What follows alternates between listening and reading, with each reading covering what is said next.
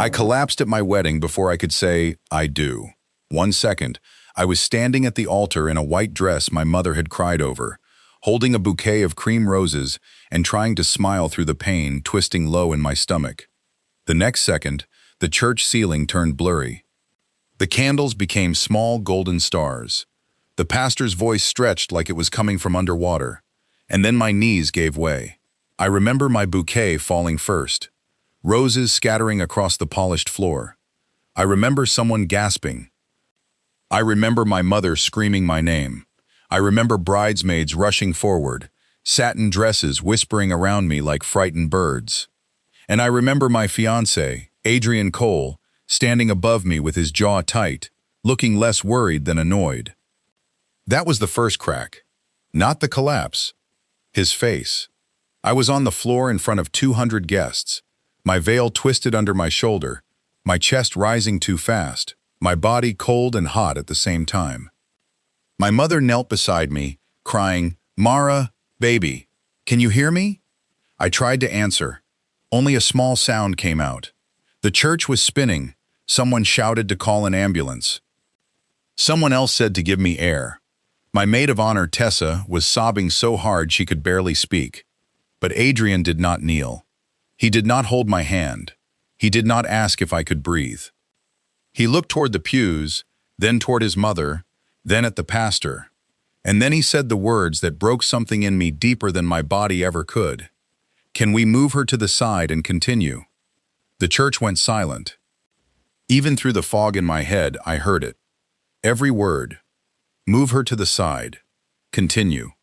For a moment, no one understood. Or maybe everyone understood too well and wished they had not. My mother looked up at him as if he had become a stranger wearing her future son-in-law's face. "What did you say?" she whispered. Adrian's mother, Gloria, stepped forward from the front pew. She wore silver, though she had been told not to wear anything close to white. Her face was calm in that cruel way rich women sometimes use when they think emotions are for people beneath them. "Adrian is under enormous pressure," she said. "The guests are here, the vendors are paid, the reception is waiting. Mara probably fainted from nerves." Nerves. I was lying on the floor, unable to sit up, and she called it nerves. My mother snapped. "She needs a doctor." Gloria sighed. "Of course she needs attention. But we do not need to create a scene." A scene. I almost laughed, but the pain in my body turned the laugh into a breathless cry. Adrian finally bent down. For one tiny second, some foolish part of me hoped he had come back to himself. That he would take my hand. That fear would break through pride. That love would show up late but still show up. Instead, he leaned close enough that only I could hear him and said, "Mara, not today. Please don't embarrass me today." Embarrass him. I was collapsing, and he was embarrassed. The ambulance siren arrived minutes later, but it sounded far away, like it belonged to someone else's disaster. Paramedics entered the church. They checked my pulse, asked questions, lifted me carefully onto a stretcher. My mother stayed beside me, holding my hand so tightly it hurt. Adrian stood near the altar with his arms folded. Gloria whispered to guests. I heard pieces. Stress. Stress. Overwhelmed. Always fragile. Poor Adrian. Poor Adrian. As the paramedics wheeled me down the aisle, I turned my head. Adrian was not following. He was speaking to the pastor. Then I heard him say, "Maybe we can still do the reception. People have traveled." Something inside me went quiet. Not broken. Quiet. The kind of quiet that comes when your heart understands before your mind is ready. I did not marry Adrian that day, but what he did next hurt even more. While I was in the hospital being examined, while my mother sat beside my bed praying under her breath, while doctors ran tests and nurses asked if I felt safe, Adrian went to the reception hall. Not to cancel it, not to apologize to guests, not to tell everyone the woman he was supposed to marry had been taken away in an ambulance and he needed to be with her. He went to the reception. He changed the music. He stood in front of our wedding cake, and he told everyone, "Mara has always had a flair for drama, but she would want us to enjoy the evening."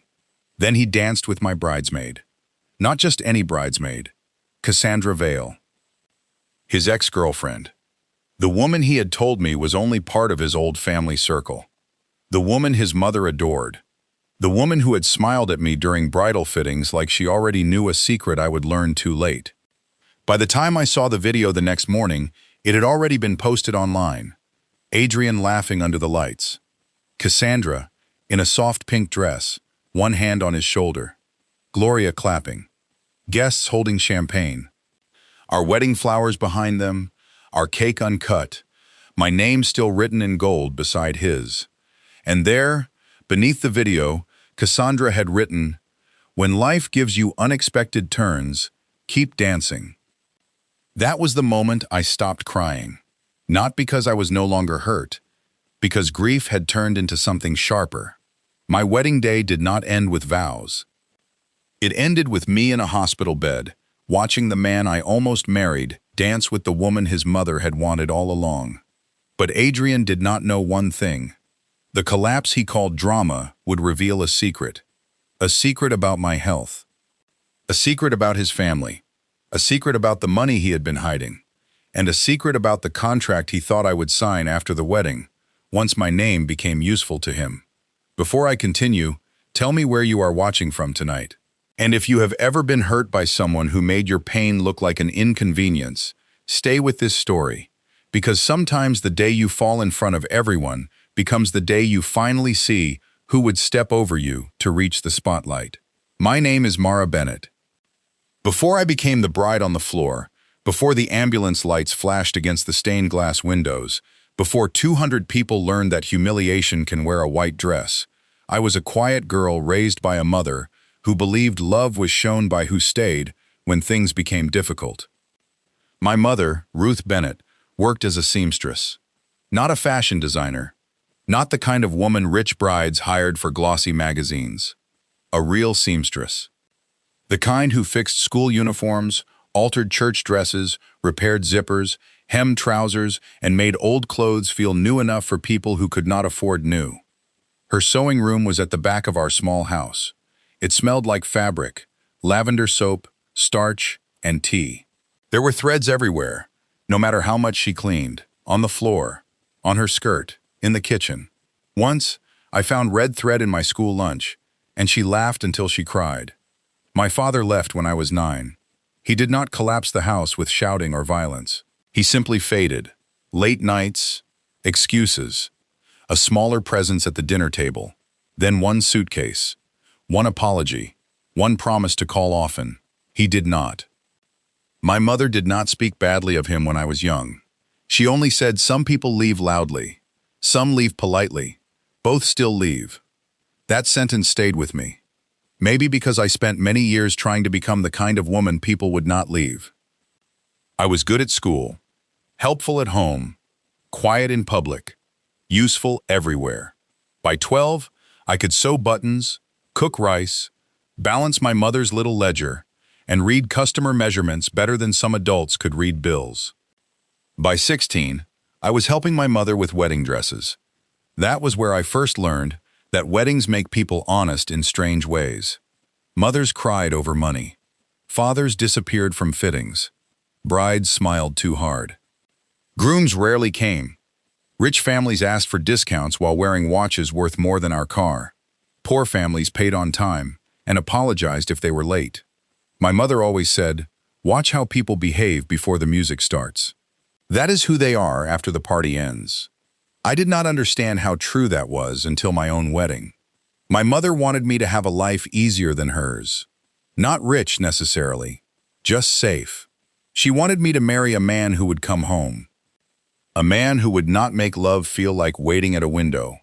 I wanted that too. Then I met Adrian Cole. He came into my life when I was 27, at a charity auction hosted by the Community Arts Foundation where I worked. I was the event coordinator, wearing a simple black dress, carrying a clipboard, and trying to solve 5 problems at once. The caterer was late, the sound system was hissing, one donor wanted her table moved, and a local artist had nearly backed out because his painting was hung in bad light. Adrian arrived early.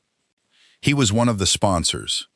Coleman and Cole, his family's investment firm, had donated enough money to have their name printed on banners. Adrian was the younger partner, charming, handsome, and known in the city as the kind of man women noticed before he introduced himself. He found me kneeling near a power strip behind the stage, fixing a cable. "You're either the most committed guest here," he said, "or the only person holding this night together." I looked up. "I'm staff." He smiled.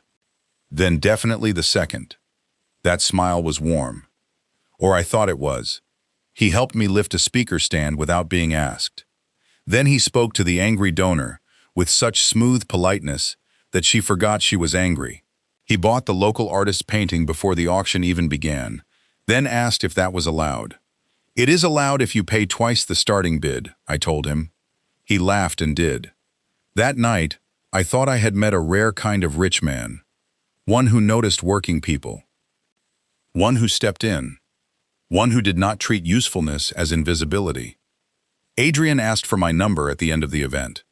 I said no at first because donors and staff were a bad idea. He said, "Then let me ask again when I'm not a donor." 2 weeks later, he came to my mother's sewing shop with a torn jacket sleeve. The tear was tiny, ridiculous. My mother looked at it, then at him, then at me. After he left, she said, "That boy did not come here for a sleeve." I pretended not to smile. Adrian pursued me gently at first. Coffee, walks, dinner at small places instead of expensive ones because he said he wanted to know my world, not show off his. He asked about my mother's work. He listened when I talked about the Arts Foundation. He remembered little things. My favorite tea, my fear of deep water, the fact that I hated lilies because they smelled like funeral homes. When I got sick with the flu after a winter fundraiser, he brought soup and sat outside my bedroom door so my mother would not worry about propriety. He read emails to me and typed replies while I whispered instructions. That was the Adrian I fell in love with. Not the man at the altar, not the man at the reception. That Adrian came later, or maybe he had always been there, waiting for comfort to turn into entitlement. His mother, Gloria Cole, disliked me from the beginning. She did not say so directly. Women like Gloria rarely begin with open rejection. They prefer velvet knives. The first time I met her was at a brunch at the Cole family house, a wide stone home with white columns, cold floors, and too many portraits of serious men. Gloria wore ivory and pearls. She kissed the air beside my cheek. "So, you are Mara," she said. "Not welcome. Not lovely to meet you. So, you are Mara." I smiled. "Yes, Mrs. Cole." "Gloria," she said, though her tone made it clear I should not use it too comfortably. At brunch, she asked about my family. I told her my mother was a seamstress. "How practical," she said. Then she asked about my father. I said he was not in my life. "How modern," she said. Adrian squeezed my hand under the table. I thought that meant support. Later, in the car, I asked why he did not say anything. He sighed. "My mother is old-fashioned. Don't take everything personally." That was the first time he asked me to make myself smaller so his mother could remain comfortable. I did. Love often begins its damage through small permissions. Gloria's preference was Cassandra Vale. Cassandra came from a family like theirs.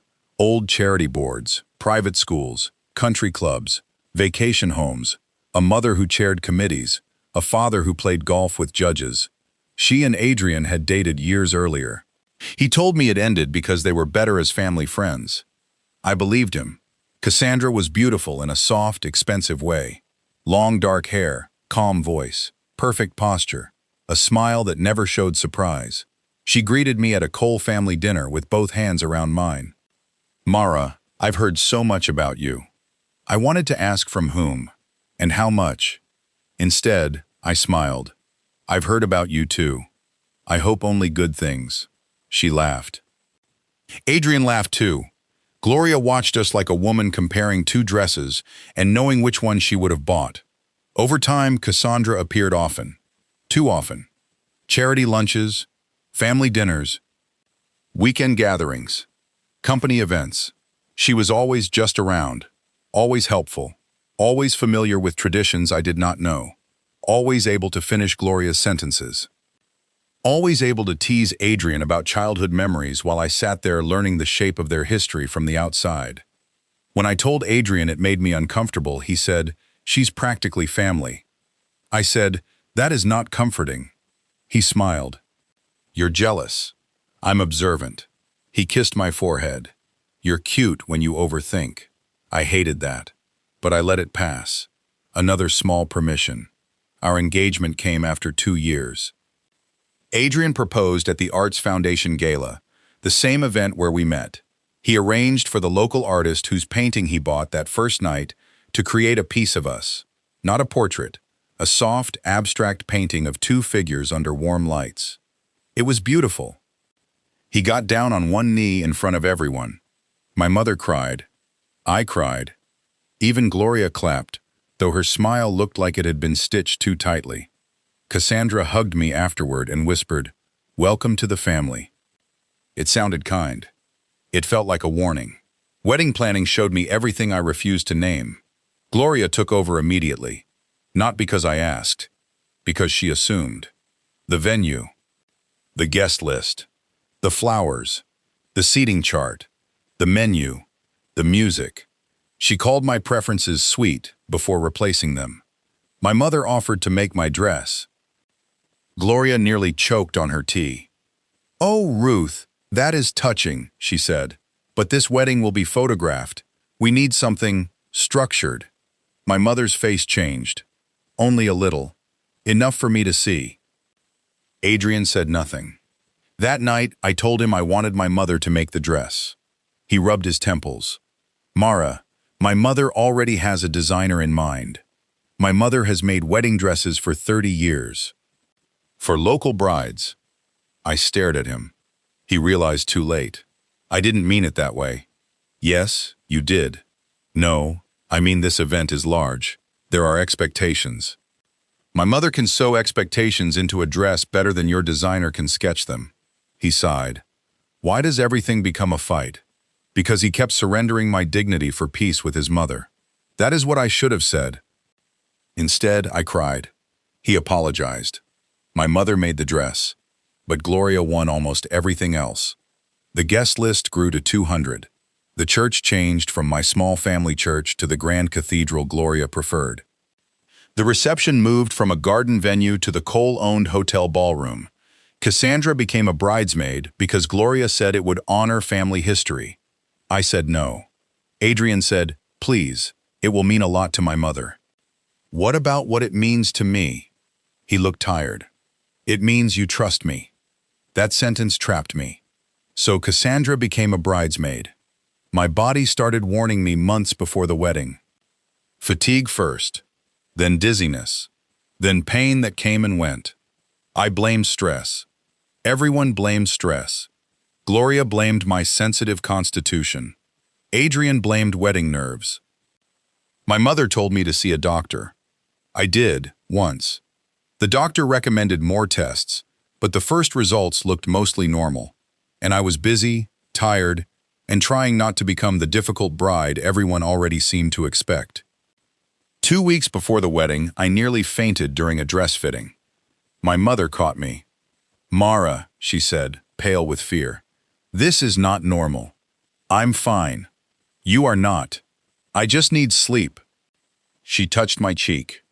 "Baby, people who love you do not need you to collapse before they let you rest." I promised I would schedule follow-up tests after the wedding. After. That dangerous word. The week before the ceremony, I overheard Gloria speaking to Adrian in the hotel lobby. "She looks unwell," Gloria said. "I know. If she cannot handle wedding planning, how will she handle your life?" "Mom." "I am serious. Marriage into this family requires stamina." I waited for Adrian to defend me. He said, "She'll be fine." Not, "Stop." Not, "Don't speak about her that way." "She'll be fine." I walked away before they saw me.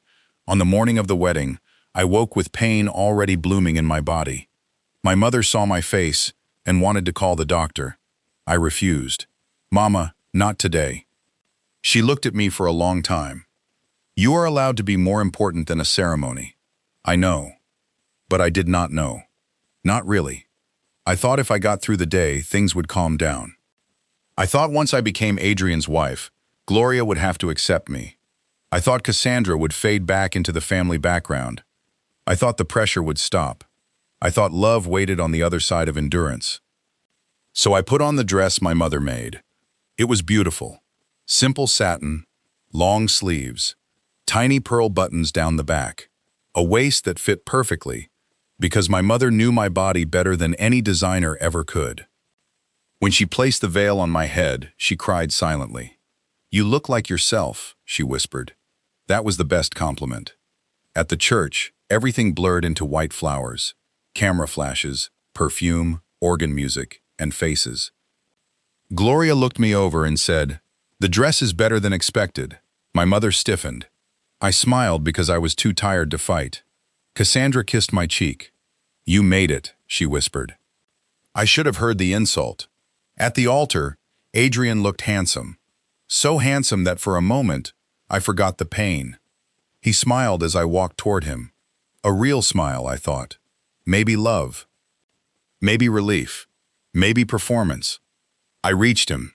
The pastor began. My hands trembled. My stomach twisted harder. Sweat gathered at my back beneath the dress. The pastor asked if we were ready to speak our vows. I tried to inhale. The air would not enter properly. Adrian whispered, "Mara?" Not tender. Warning. Like I was missing my cue. Then the ceiling moved. The roses fell, and I collapsed. The hospital room smelled like antiseptic, plastic, and fear. My mother sat beside me, still wearing the pale blue dress she had chosen for the wedding. Her hair had come loose. Her makeup was streaked. She held my hand and kept rubbing her thumb across my knuckles like I was a child again. Doctors ran tests. They asked about symptoms. Pain, dizziness, stress. Food, medical history. They gave me fluids and medication to ease the pain. The first few hours passed in pieces. I asked for Adrian once. My mother looked away. That was the answer before she spoke. He went to speak with the guests. The guests? He said he needed to manage things. I was too weak to understand the full insult. Not yet. Later, Tessa arrived, my maid of honor. Her face was swollen from crying. She hugged my mother first, then came to my bed. "Mara," she whispered, "I didn't want you to see it from someone else." My stomach tightened. "See what?" She looked at my mother. My mother closed her eyes. Tessa handed me her phone. The video opened with music. Not hospital sounds. Not worried voices. Music. The reception hall glittered with gold lights. Guests stood around with champagne. The band played. Adrian stood near the center of the dance floor. And Cassandra was with him. Her pink bridesmaid dress moved softly as he spun her once. People clapped. Gloria smiled like a queen whose preferred ending had arrived. Then Adrian lifted a glass and said, "Mara gave us a scare, but knowing her, she would hate for everyone to waste a good party." Laughter. Actual laughter, he continued. "She has always been dramatic about timing." More laughter. My ears rang. Tessa said, "I'm sorry. I made people take it down, but Cassandra already posted hers." I watched the caption. "When life gives you unexpected turns, keep dancing." I did not cry then. The tears had gone somewhere too deep to reach. My mother stood. "I am going to call him." "No," I said. My voice was weak but clear. "No? Don't call him. Mara. If he wanted to be here, he would be here." That was the first honest sentence I said after the collapse. Adrian came to the hospital at 11:40 p.m., still in his wedding suit, tie loose, hair slightly messy, smelling faintly of champagne. My mother stood when he entered. The room went cold. He looked at me, then at the monitor, then at my mother. "How is she?" My mother's voice was flat.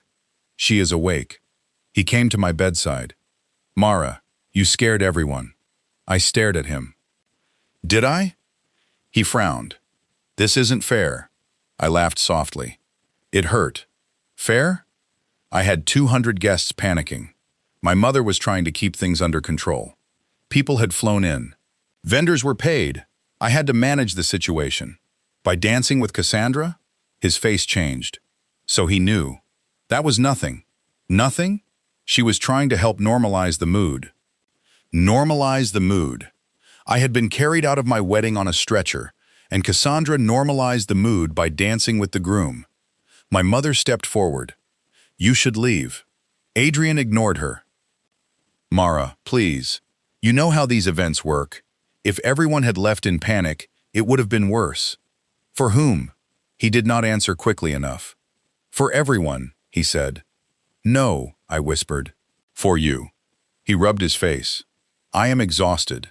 I am worried. I made a mistake with the dance. Fine. But don't turn this into something bigger than it is. My mother's voice shook. Bigger? She collapsed at the altar. And she is awake now, he snapped. The room froze. Even he seemed surprised by his tone. Then he softened. Mara, I didn't mean. Yes, I said, you did. He looked at me. Something like fear entered his eyes. Maybe because my voice had no tears in it. Let's talk tomorrow, he said. No, Mara, you should go. He stared at me, waiting for the old version of me to apologize for being difficult. She did not appear. My mother pressed the call button for a nurse. Adrian stepped back. This is ridiculous. Then he left. The next morning, the doctors had more information. They explained that I needed further evaluation. There were signs of an underlying condition that had likely been worsened by stress, exhaustion, and ignored symptoms. It was serious enough to require follow-up care, but not something that needed panic in that moment. I listened carefully. My mother listened harder. Adrian was not there, but his attorney called at noon. That was when I learned the next part. The prenuptial agreement. A document Adrian had asked me to sign 2 weeks before the wedding, then postponed when my mother insisted I have a lawyer review it. I had not signed. Adrian had acted annoyed but patient. Now his attorney wanted to know if, given the unfortunate interruption of the wedding, we intended to reschedule and complete the marriage formalities. Marriage formalities? I was in a hospital bed. They were asking about paperwork. I asked him to send all documents to my lawyer. Then I called the lawyer my mother had recommended months earlier, a woman named Helena Brooks, not related to Gloria, thank God. Helena arrived that afternoon with silver hair, sharp eyes, and no tolerance for nonsense. She reviewed the prenuptial agreement while sitting in the hospital chair beside my bed. Her expression did not change much. That worried me. Finally, she removed her glasses. Mara, did Adrian explain this document to you? He said it protected family assets. It does much more than that. My mother leaned forward. How much more? Helena tapped the page. It would have waived any claim you might have to future marital support, restricted your right to shared property, required confidentiality regarding Cole family business matters, and given Adrian broad control over public statements in the event of separation. I blinked. Public statements? Yes. Why would that matter? Helena looked at me gently. Because men who care more about reputation than conduct often plan for silence. My skin went cold. She continued.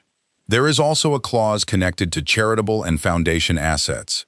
Had you married and signed, your role at the Arts Foundation and any donor relationships you brought could have been treated as marital network assets for certain business purposes.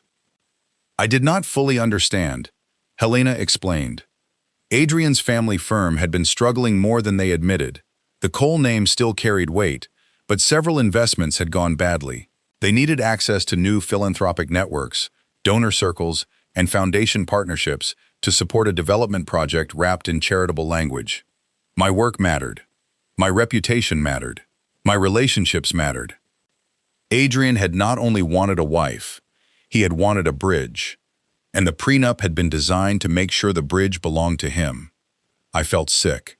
Not from the medical condition this time. From clarity. My mother whispered, he knew. Helena nodded. Someone knew enough to draft this carefully. Gloria.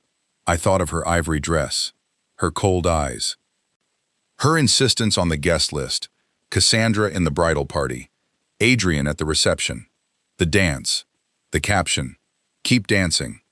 Maybe they had been dancing long before I fell. Over the next week, I recovered at my mother's house. Not at the apartment Adrian and I had chosen, not at the Cole family guest cottage Gloria offered through a message sent by her assistant. My mother's house. The same narrow yellow house where threads still appeared in strange places, where the sewing room smelled like lavender and starch, where no one called my pain dramatic. Adrian tried to visit. My mother did not let him in. He sent flowers. Lilies. I stared at them. He knew I hated lilies. My mother carried them outside and gave them to a neighbor who liked them. Then Adrian sent a long email. He apologized. But mostly, he explained. He was overwhelmed. He was embarrassed. He had panicked. His mother had pushed him to maintain calm. The dance was misunderstood. Cassandra had only been trying to help. The prenup was standard. He loved me. He wanted to reschedule. He ended with, "Don't let one terrible day destroy what we built." I read that sentence 5 times. What we built. What had we built? A wedding where my mother was insulted. A relationship where his mother edited my worth. A future where my pain was inconvenient. A legal document designed to silence me. A man who danced while I lay under hospital lights. I did not reply. Cassandra sent one message too. "Mara, I hope you know I never meant to hurt you. The dance looked worse than it was. Adrian was just trying to be brave. Trying to be brave." That was when I blocked her. Gloria came in person on the 10th day. My mother opened the door but did not invite her inside. I sat in the sewing room listening. "Mara needs rest," my mother said. Gloria's voice was smooth. "I am here to help prevent a misunderstanding from becoming a scandal." My mother laughed once. Not kindly. "A scandal? Ruth, emotions are high. But we must think carefully. Adrian is devastated." "Is he?" "Of course." "Was he devastated while dancing?" Silence. Then Gloria said, "That video was unfortunate. My daughter collapsing was unfortunate. The video was revealing." Gloria's tone chilled. "You may not understand the level of pressure families like ours face," my mother said. "And you may not understand that my daughter is not fabric you can cut to fit your son." I closed my eyes. I had never loved my mother more. Gloria left without seeing me. 2 days later, stories began leaking. Not official news. Whispers. Social posts. Comments. Poor Adrian. Bride panicked. Wedding pressure. Health scare caused by nerves. Mara unstable. Mara always uncomfortable with the Cole family. Mara jealous of Cassandra. Mara trying to embarrass Adrian. Not direct enough for legal action at first. Just enough to poison sympathy. Helena Brooks warned me. This is reputation shaping. They want the public story settled before the legal story begins. What legal story? That depends on what you want. I thought about it. What did I want? At first, I wanted to disappear. Then I wanted Adrian to hurt. Then I wanted everyone to know the truth. Then I wanted sleep. Healing is not a straight line. Eventually, I said, I want them to stop lying. Helena nodded. Then we start with facts. The facts were powerful. Medical records showing I had not simply fainted from nerves. Witness statements from people who heard Adrian ask if they could move me aside and continue. Videos from guests showing the reception. Screenshots of Cassandra's post. The prenuptial agreement. Messages about rescheduling. Evidence of the Cole firm's financial pressure. Emails showing Adrian's interest in the foundation donor network. Helena did not release everything. She was careful, but she sent a letter to Adrian's attorney demanding all public misstatements stop immediately, warning against defamation, and preserving my right to speak about my own experience. Then something unexpected happened. A guest posted a longer video. Not Cassandra's polished dance clip. A shaky video from the church. It showed me collapsing. It showed my mother kneeling. It showed Adrian standing. and it caught his voice clearly. Can we move her to the side and continue? The video spread. Fast. People who had laughed at the reception stopped laughing publicly. Comments changed. He said what? That poor woman. His mother stood there like nothing happened.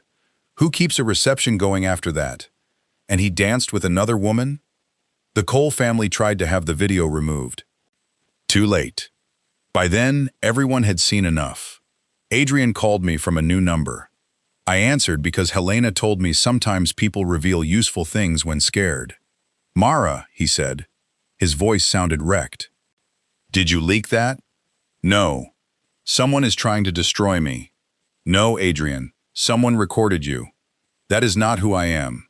I sat on my mother's bed, looking at the quilt she had sewn from old scraps. It is who you were when I needed you. He was silent. Then he said, I made a terrible mistake. Yes, I should have gone with you. Yes, I should never have let the reception continue. Yes, I should not have danced with Cassandra. No, you should not have been close enough to Cassandra for her to think dancing with you was her place. He inhaled sharply. Mara, I love you. I looked toward the sewing room where my mother was working quietly. No, you loved how I made you feel before loving me became inconvenient. That is not fair. Neither was the floor of the church. He began to cry. I heard it. Real or not, I did not know. But I no longer felt responsible for catching him. I can fix this, he said. No, please don't say that. You cannot fix what you were willing to step over. He whispered my name. I ended the call. The fallout grew. The Arts Foundation board quietly distanced itself from the Cole family firm. Donors who had attended the wedding asked questions. One major partner paused discussions with Coleman and Cole. Gloria's charity circle became suddenly less welcoming. Cassandra took down her post and released a statement about being misunderstood during a stressful moment. No one believed her. My mother showed me the statement. I read it once and said, she still made herself the victim. My mother nodded. Some people can stand beside a fire holding matches and call themselves burned. Adrian came to my mother's house 2 weeks later. This time, I agreed to see him. Not inside, on the porch. My mother sat in the sewing room with the window open, pretending not to listen. Adrian looked thinner, tired. No perfect suit, no easy smile. He held nothing, no flowers. Good. Mara, he said. Adrian. He looked at the porch floor. I was wrong. I waited. He continued.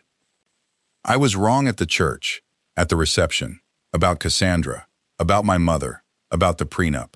The word hung between us. I leaned against the porch rail. What about the prenup? His eyes filled with shame. I knew some of it. Some. I knew it protected the family firm. From me, from scandal, from financial exposure, from your wife. He closed his eyes. Yes. The answer hurt even though I already knew. He stepped forward slightly. I told myself it was normal. My mother said every serious family does it. I didn't read every clause. Because you didn't want to know? Yes. That was honest. Ugly, but honest. And Cassandra? He looked away. I did not sleep with her. I said nothing, but I let her believe she still had a place near me. I liked the attention. I liked that my mother approved. I liked not having to fight for us because Cassandra never required me to defend her. That one cut. Because I had required defense. Not because I was difficult. Because his world kept attacking me. You made me carry the cost of your cowardice, I said. He nodded. I know. Do you? I am starting to. Starting is late. I know. Rain began lightly, tapping the porch roof. For a moment, I remembered the first day he came to the sewing shop with the torn jacket sleeve. How young I had felt, how wanted, how safe. I grieved that version of us. But grief is not a command to return. Adrian said, "Can we start over?" No. His face broke. I don't mean the wedding. I mean us. No. Mara, you watched me fall and thought about the schedule. He flinched. You heard your mother call my medical emergency a scene. Yes, You went to the reception. His eyes dropped. You danced. Tears slipped down his face. I know. You let people laugh. He covered his mouth. I know. I breathed slowly. My body collapsed that day, Adrian. But your character did too, and mine finally woke up. He had no answer. I took off the engagement ring. I had not worn it since the hospital, but I had kept it in my pocket for this moment. I placed it on the small porch table between us. He stared at it like it was alive. I can't marry you, I said. He nodded, crying silently now. I understand. Maybe he did. Maybe he only understood loss. But that was no longer mine to measure. Months passed. My health became my first priority. For once, my body was not something I pushed through to keep other people comfortable. I went to appointments, took time off, rested, changed my schedule, learned symptoms, accepted help, let my mother fuss without pretending I was fine. The condition was manageable with care. That word became sacred. Care. Not performance. Not endurance. Care. The Arts Foundation supported me through recovery. Tessa came every Friday with soup and gossip. My mother adjusted wedding dresses in the next room while I answered emails from the couch. Sometimes brides came in glowing, and I felt a strange ache. Not jealousy. A memory of a future that had died before it was born. One bride recognized me from the video and became nervous. "I'm so sorry," she said. I smiled gently. "Don't be. Just make sure your groom knows that if you fall, the wedding stops." She laughed, then cried. Then hugged her mother. Life kept folding grief into usefulness. 6 months after the wedding, I returned to the foundation full-time. The board asked if I would lead a new program supporting working women in creative fields with legal and financial education. I said yes. We called it the Seam Fund, in honor of my mother. Because seams hold things together. Because seams also show where fabric can be opened and remade. Helena Brooks taught the first legal workshop. My mother taught a session called Measure Twice Before You Cut, which was supposed to be about budgeting, but became a life lecture about men, contracts, and self-respect. The room loved her. I stood at the back, laughing and crying. A year after the failed wedding, the church invited me to speak at a women's luncheon. At first, I refused. The thought of returning made my body tighten. Then my mother said, "Baby, don't let the last memory own the building." So I went. The church looked the same. Tall ceiling, stained glass, long aisle, altar where I had fallen. For a moment, I could almost hear the gasps again. My bouquet hitting the floor. Adrian's voice. "Move her to the side. Continue." I stood at the front, not in a wedding dress this time, but in a blue suit. My mother sat in the first row, Tessa beside her, Helena near the aisle. I told the women the truth. Not every detail. Enough. I used to think love meant proving you could endure, I said. I thought if I could stay kind, stay patient, stay quiet, and keep showing up, then the people around me would eventually see my value. The room was silent. But the day I collapsed, I learned something painful. Some people will not see your value, even when you are lying at their feet. They will only see the inconvenience of stepping around you. My mother wiped her eyes. I continued. That day, my body told the truth before my heart was ready. It said stop. It said enough. It said you cannot build a life with people who call your pain drama. Women nodded. Some cried. I breathed deeply. If someone loves you, your weakness will not embarrass them. Your sickness will not annoy them. Your fear will not become gossip. Your emergency will not be treated like poor timing. The applause was soft at first, then stronger. Afterward, a young woman came up to me. She was wearing an engagement ring. "My fiancé keeps saying I'm too sensitive," she whispered. I held her hands. "Listen to what your body does when he says it." She cried. I understood. Adrian wrote me a letter after that luncheon. Not an email. A real letter. It came through Helena, because he respected the boundary. I read it alone. He wrote that he had left Coleman & Cole and moved to a smaller nonprofit investment group. He wrote that he had started therapy. He wrote that he had finally confronted his mother. He wrote that Cassandra was no longer in his life. He wrote that he did not expect forgiveness, but he wanted me to know the video had become the worst and most necessary mirror of his life. At the end, he wrote, "I thought the worst moment of that day was losing you. It was not. The worst moment was seeing myself clearly and knowing you had seen me first." I folded the letter. I did not cry. I did not reply. Some apologies are best allowed to exist without becoming doors. Gloria never apologized. Not directly. She retreated from public charity work for a while, then returned quieter. People told me she had changed. I did not need to know. Cassandra married someone in finance and moved overseas. Good for her, I suppose. I stopped checking. Peace requires discipline too. 2 years after the collapse, the Seam Fund held its first major fundraiser. Not in a grand hotel ballroom. In the renovated community arts hall where I had first met Adrian. We filled it with fabric installations made by local artists, tables designed by women-owned studios, food from small vendors, and music from young performers. My mother wore a deep purple dress she made herself. Tessa handled guest check-in with military seriousness. Helena Brooks sat at the legal resource table, scaring rich donors into updating their daughter's asset protections. I gave the speech. This time no church, no aisle, no groom, no collapse. Just me, standing, strong enough. I looked out at the crowd and said, 2 years ago, I thought my life ended on a wedding floor. I was wrong. Something ended there, yes. But not my life, not my worth, not my future. The room quieted. I used to be ashamed that everyone saw me fall. Now I think falling in public saved me from suffering in private for years. That line stayed with people. It stayed with me too. The fundraiser exceeded its goal.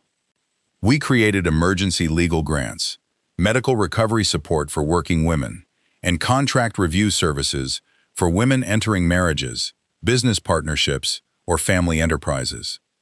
My mother cried when we announced the Sewing Apprenticeship Scholarship in her name. Ruth Bennett Seam Scholarship. She pretended to be annoyed because her full name was on a banner, but she touched the fabric letters when no one was looking. I saw. 3 years after the wedding, I visited the church again. Alone. No event. No speech. Just me. It was late afternoon. Light came through the stained glass in patches of blue, red, and gold. The sanctuary was empty. My footsteps echoed as I walked down the aisle. I stopped at the place where I had collapsed. For a long moment, I stood there. Then I knelt. Not because I was weak, because I wanted to meet that version of myself with kindness. I imagined her there. White dress, pale face, roses scattered, heartbreaking before she knew the full story.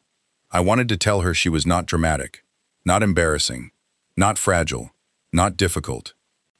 I wanted to tell her that her body was brave enough to stop what her heart kept trying to survive. I wanted to tell her that the man who stepped away made room for the woman she would become. I whispered, "Thank you." Then I stood. That was the real ending. Not Adrian's apology, not Gloria's silence, not Cassandra leaving, not the public support. That moment, me standing where I had fallen, no longer ashamed of the floor. People still ask if I hate Adrian. I do not. Hate takes energy I now spend on better things. I do not love him either, though I love the lesson his failure forced into my life. He was not a monster. That is important. Monsters are easy to avoid in stories. Adrian was charming, generous when it cost him little, affectionate when no one challenged him, and kind when kindness did not require courage.